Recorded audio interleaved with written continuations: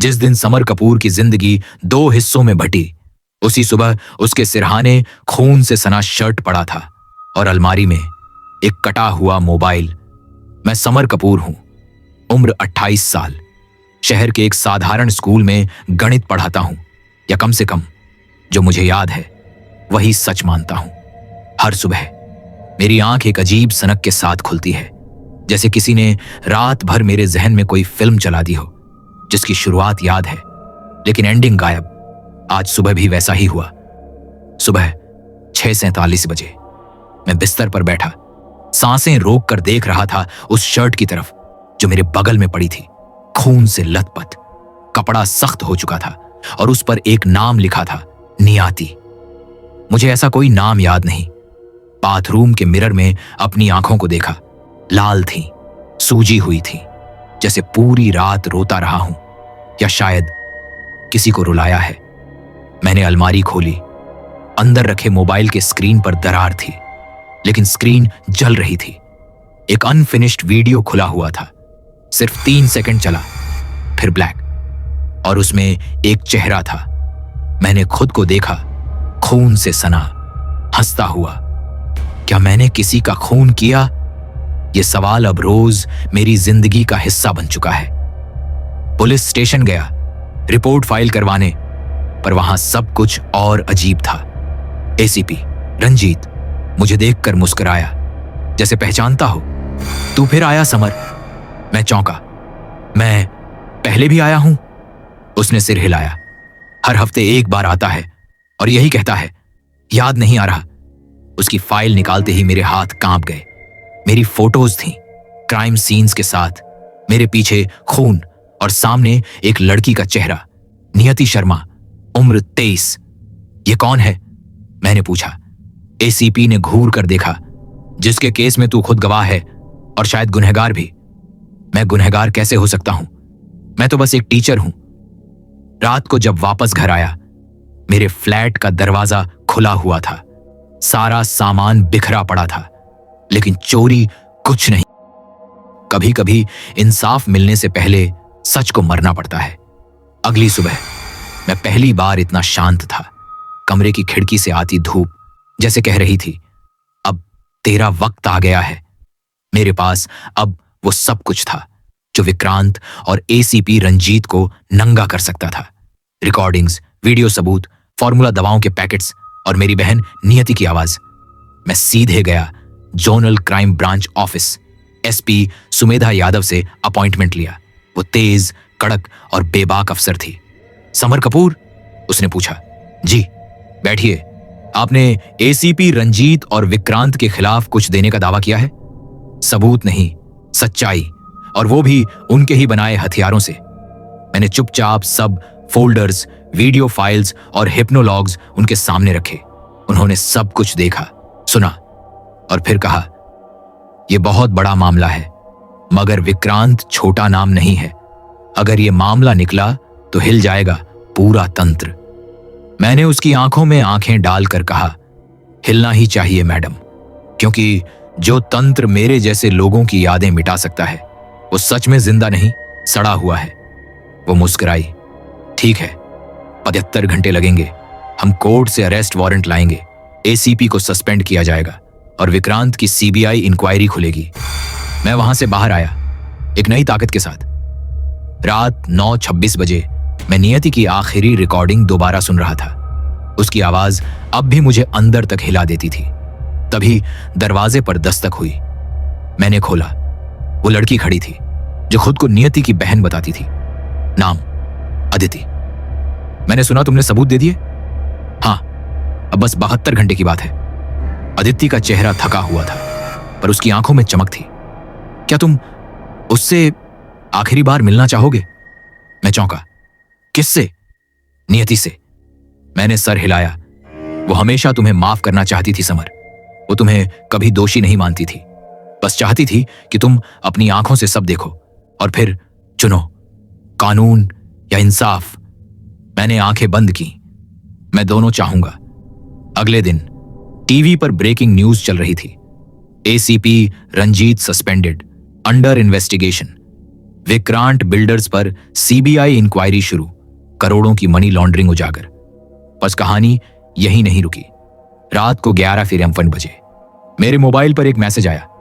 तू सोच रहा होगा सब खत्म हो गया, पर असली खेल तो अब शुरू हुआ है। वी। मैंने फौरन बाहर झांका। सामने एक कार खड़ी थी, काले शीशे, और उसके बोनट पर रखा था एक कटा हुआ गुलाब। नियति को गुलाब पसंद था। मैं भागकर नीचे गया, पर कार जा चुकी थी।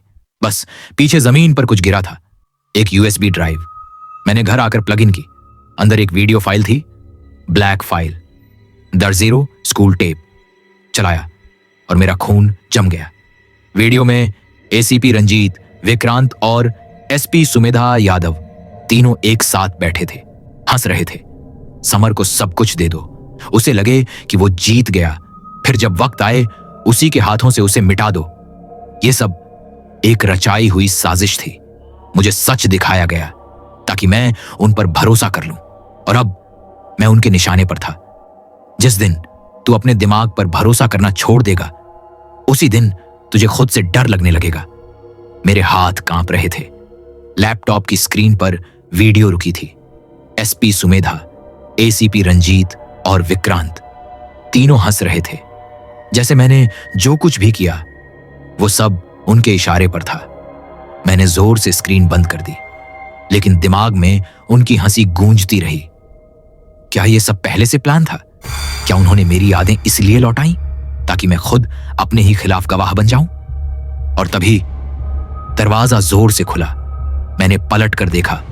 2 नकाबपोश आदमी अंदर घुसे, हाथों में बंदूकें, आंखों में हैवानियत। समर कपूर? हाँ, तुझे ऊपर से ऑर्डर है, चल हमारे साथ। कहां ले जा रहे हो? जहां से तू आया था वहीं वापस। मुझे बुरी तरह घसीटा गया, एक वैन में फेंका गया, और जब होश आया मैं एक अंधेरे कमरे में था। कमरे में कुछ नहीं था, बस एक कुर्सी और सामने लगे मिरर। धीरे धीरे लाइट जली और मिरर के पीछे से एक चेहरा दिखा। डॉ कुलकर्णी, जिसने पहले मेरी हिप्नोथेरेपी की थी। डॉक्टर, आप यहां? हां समर, और तू भी वहीं है जहां तुझे होना चाहिए था। लेकिन आप तो मेरी मदद कर रहे थे। नहीं समर, मैं तेरी सच्चाई उजागर कर रहा था। तेरा दिमाग ही तेरा सबसे बड़ा झूठ है। उसने एक फाइल निकाली जिस पर लिखा था case file @SPX 774। Subject summer Kapoor, condition identity dissociation syndrome. क्या है ये? मैंने कांपते हुए पूछा। तेरा नाम समर नहीं है, तू असल में विक्रांत का छोटा भाई है, सौरभ कपूर, और तेरी बहन नियति कभी थी ही नहीं। झूठ, ये सब झूठ है। मैं चीखा। नहीं समर, तू विक्रांत से बचने के लिए, उसका सच उजागर करने के लिए अपने ही दिमाग में एक फेक पर्सनैलिटी बना बैठा, जिसे तू समर कपूर कहता है। नियति कौन थी? वो तेरी दोस्त थी, शायद तेरी क्रश। उसकी हत्या के गुनहगार विक्रांत और एसीपी थे, पर तू गवाही देने से डर गया और अपने ही दिमाग में सारा बोझ किसी और समर पर डाल दिया। तो मैं झूठ हूं? नहीं समर, तू दर्द है। तू वो जख्म है जो इंसाफ के डर से पैदा हुआ। तू विक्रांत का खून है, पर उस जैसे नहीं बनना चाहता, इसलिए तू समर बन गया। मैं जमीन पर गिर पड़ा। मुझे नहीं पता मैं कौन हूं, लेकिन अब मैं वही बनूंगा जो इंसाफ लाएगा, भले ही मेरी पहचान मिट जाए। टॉ कुलकर्णी चुप हो गया। तेरे जैसे केस बहुत कम होते हैं समर, जहां झूठी पहचान इंसाफ से ज्यादा सच्ची लगती है। पर तुझमें एक बात बाकी है, जुनून, और वही तुझे इंसान बनाए रखेगा। कमरे की लाइट बंद हुई। अगली बार जब मेरी आंख खुली, मैं हॉस्पिटल में था। मेरे सिर पर पट्टी थी और पास में बैठा था वही पुराना आदमी, पत्रकार विक्रम। कैसा लग रहा है समर? मैं ठीक हूं। तेरा नाम चाहे जो भी हो, तेरी लड़ाई अब तेरी पहचान से नहीं, सच से है। और तेरे पास वो आग है जो पूरे तंत्र को जला सकती है। उसने मुझे एक लिफाफा दिया। ये रही विक्रांत के इलीगल प्रॉपर्टी और डील्स की लिस्ट, और एसपी सुमेधा की साइंड फाइल्स सीबीआई तक पहुंचानी है तुझे। मैंने वो लिफाफा थामा। ये मेरी आखिरी लड़ाई होगी। अगले दिन सुबह 8 बजे मैं सीबीआई ऑफिस पहुंचा, लिफाफा सौंपा। वहां बैठे अफसर ने सबूत देखे, फिर मेरी ओर देखा और बोला, आप कौन? मैंने जवाब दिया, नाम में क्या रखा है, मैं वो हूं जो सच्चाई को जिंदा रखेगा। अगर इंसाफ पाने के लिए तुझे खुद को मिटाना पड़े तो मिट जा समर, लेकिन जिंदा याद रहना। सीबीआई ऑफिस में बैठा था। मेरे सामने टेबल पर फोल्डर था। उसमें विक्रांत की सारी अवैध प्रॉपर्टी, पैसों की हेराफेरी, रिकॉर्डेड कॉल्स, बैंक स्टेटमेंट्स और एसपी सुमेधा के हस्ताक्षर वाले डॉक्यूमेंट्स।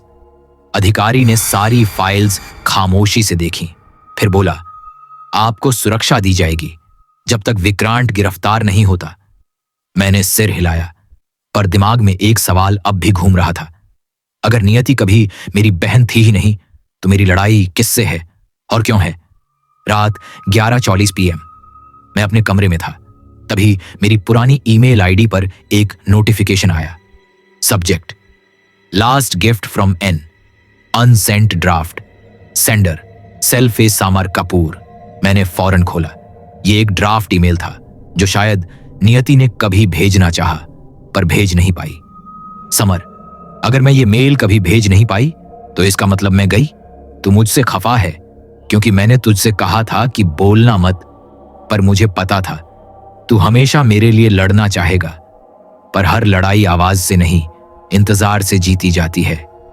अगर तू ये मेल पढ़ रहा है तो मुझे एक वादा दे, तू खुद को मत खो देना, क्योंकि अगर तेरा नाम मिटा भी जाए तेरी रूह जिंदा रहनी चाहिए। नियति, तेरा डर, तेरी वजह। मेरे गले में कुछ अटक गया। मैं उस ईमेल को घूरता रहा। तू खुद को मत खो देना, लेकिन क्या मैं पहले ही खुद को खो चुका हूं? अगली सुबह 9:02 AM TV breaking news. CBI ने विक्रांत को गिरफ्तार कर लिया है। पुलिस के वरिष्ठ अफसर ACP रंजीत की भी जमानत रद्द कर दी गई है। पूरे शहर में हड़कंप मच गया था। विक्रांत, वो नाम जो अब तक सिर्फ डर के लिए जाना जाता था, आज हथकड़ी में था। लेकिन जैसे ही मैं राहत की सांस लेने ही वाला था, फोन बजा। अनजान नंबर। कॉन्ग्रेचुलेशन समर, तू समझ रहा है ना अब अगली बारी किसकी है? कौन बोल रहा है? मैंने पूछा। तू सोचता है कहानी खत्म हो गई? अभी तेरे दिमाग के सबसे गहरे कोने से एक चेहरा जिंदा है जिसे तू अब तक पहचान नहीं पाया। क्या मतलब? डॉक्टर कुलकर्णी कभी तेरा इलाज नहीं कर रहा था समर। वो विक्रांत के लिए मेमोरी सिमुलेशन प्रोग्राम चला रहा था। तेरे दिमाग को रीवायर किया गया है। अब जब विक्रांत गिरफ्तार है, तेरे अंदर जो कोड डाला गया था वो एक्टिवेट होगा तेरे ही खिलाफ। मैंने फोन फेंक दिया। कपकपाने लगा। क्या मैं खुद अपने लिए खतरा हूं? तभी लैपटॉप की स्क्रीन अपने आप ऑन हुई। उस पर एक ब्लैक विंडो खुली।